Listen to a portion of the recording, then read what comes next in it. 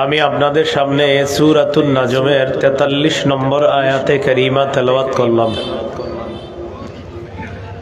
এই আয়াতে আল্লাহ তাআলা বলেন, ওয়া আন্নাহু হুয়া আদহাকা ওয়া আবকা, তিনি হাসান, তিনি কাঁদান।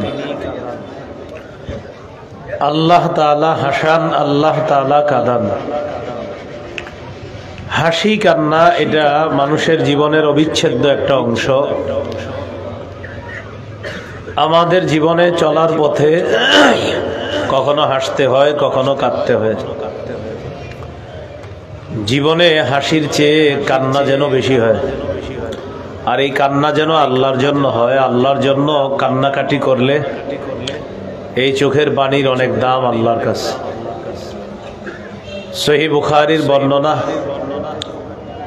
1044 নম্বর হাদিস।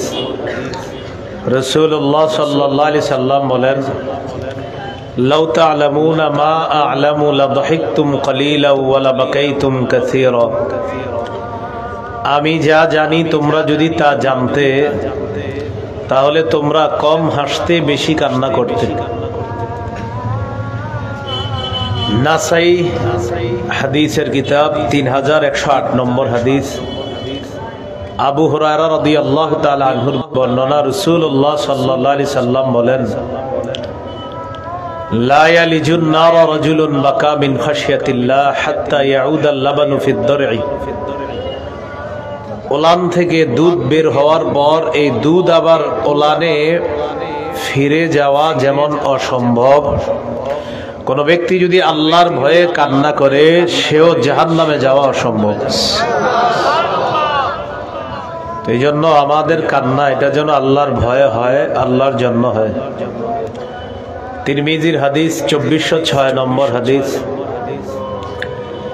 এই হাদিসের বর্ণনাকারী উকবা ইবনে আমির রাদিয়াল্লাহু তাআলা তিনি বলেন, কুলতু ইয়া রাসূলুল্লাহ মান নাজাত। আমি রাসূলুল্লাহ সাল্লাল্লাহু আলাইহি সাল্লামকে জিজ্ঞাসা করলাম, মুক্তির উপায় কি? নবীজি সাল্লাল্লাহু আলাইহি সাল্লাম বললেন, মুক্তির উপায় তিনটা। সবাই বলি, মুক্তির উপায় কয়টা? তিনটা।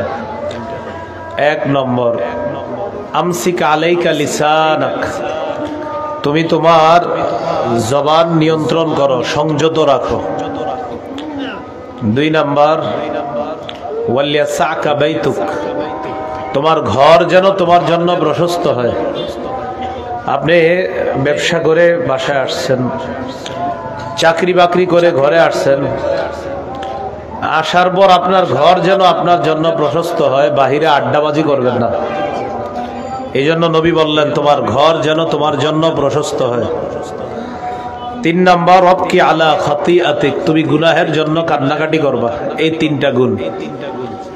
এক নাম্বার, তুমি তোমার জবান নিয়ন্ত্রণ করো। দুই নম্বর, তোমার ঘর যেন তোমার জন্য প্রশস্ত হয়।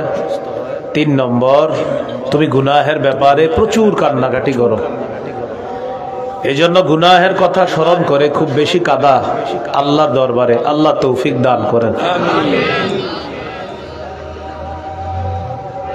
হাদিসের একটা কিতাব আছে, নাম আল জামিউস সগীর।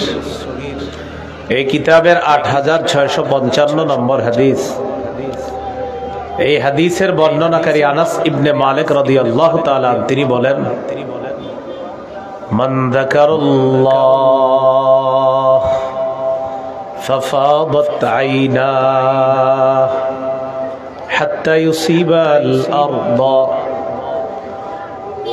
কোন ব্যক্তি আল্লাহকে স্মরণ করলো আর তার দু চোখ দিয়ে পানি আসলো, সেই পানি জমিনের উপর পড়ল।